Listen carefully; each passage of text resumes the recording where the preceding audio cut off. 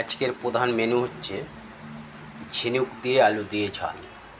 প্রথমে ঝিনুকগুলোকে প্রেসার কুকারে একবার সিটি দিয়ে ভাপিয়ে নেওয়া হয়েছে।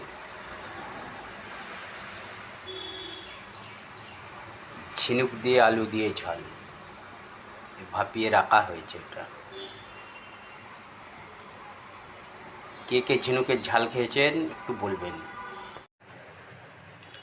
তারপর কড়াইয়ে তেল দিয়ে আলুগুলোকে ভালো করে ভেজে নেওয়া হচ্ছে। আলুগুলোকে ভালো করে ভেজে নেওয়া হচ্ছে।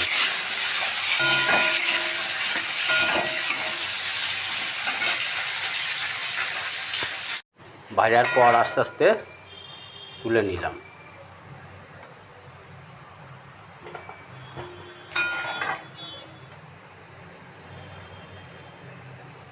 ভাজা হয়ে যাওয়ার পর আলুগুলো তুলে রাখলাম। আবার কড়ায় তেল দিলাম। তেল দিয়ে তেজপাতা, শুকনো লঙ্কা, ডালচিনি ভালো করে ভাজলাম। যতক্ষণ না ডালচিনির গন্ধ ওঠে ভেজে যেতে হবে। এবার রসুনগুলো দিয়ে দিলাম।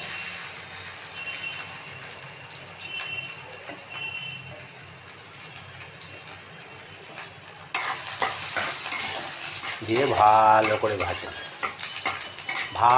করে ভাজা হচ্ছে। আজকের রেসিপি ঝিনুক আলুর ঝাল। কে কে খেয়েছেন কমেন্টে জানাবেন। ঝিনুক আলুর ঝাল।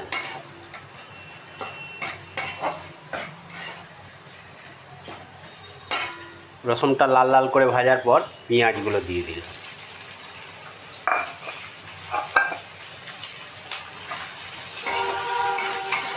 পেঁয়াজটা দিয়ে ভালো করে ভেজে নেব। কড়ায় আদাটা দিয়ে একটু ভেজে নিলাম।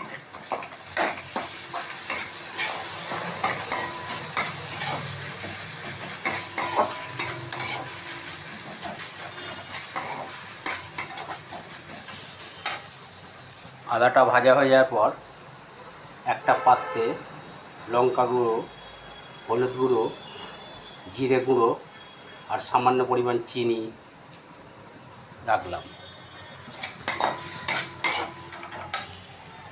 এবার আর কড়ার মধ্যে টমেটো কুচি দিয়ে দিলাম। এবার এই মশলা গুঁড়োটা দিয়ে দিলাম। দেওয়ার পর ভালো করে নাড়লাম।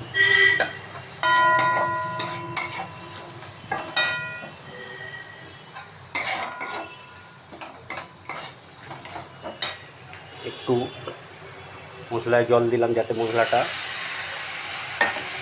সিদ্ধ হয়। এইভাবে মশলাটাকে কষিয়ে নেব।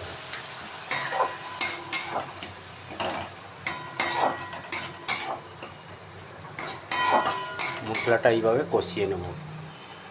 মশলাটাকে ভালো করে কষার পর ঝিনুকগুলো দিয়ে দিলাম। ঝিনুকটা ভালো করে কষে নিতে হবে।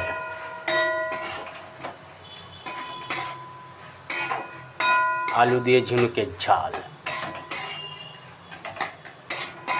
ভালো করে কষতে হবে। যত কষবে তত সুন্দর টেস্ট হবে ঝিনুক আলুর ঝাল। কে কে খেয়েছেন কমেন্টে বলবেন। কত সুন্দর ঝিনুক কষা হচ্ছে দেখুন। দারুণ মজা, দারুণ খেতে।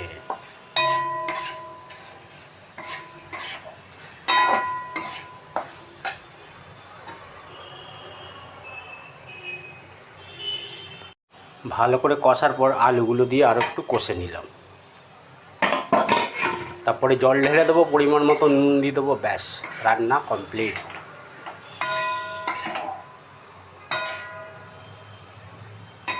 আলু দিয়ে ঝিনুকের ঝাল খেতে খুব মজা।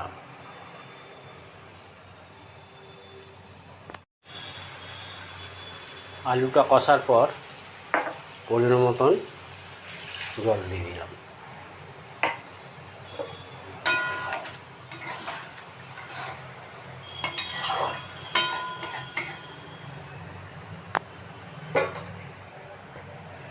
পরিমাণ মতো লবণ দিয়ে দিলাম।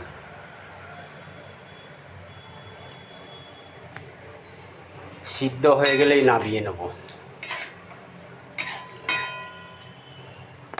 তরকারিটা ফুটছে, জলটা মরে গেলেই নামিয়ে নেব।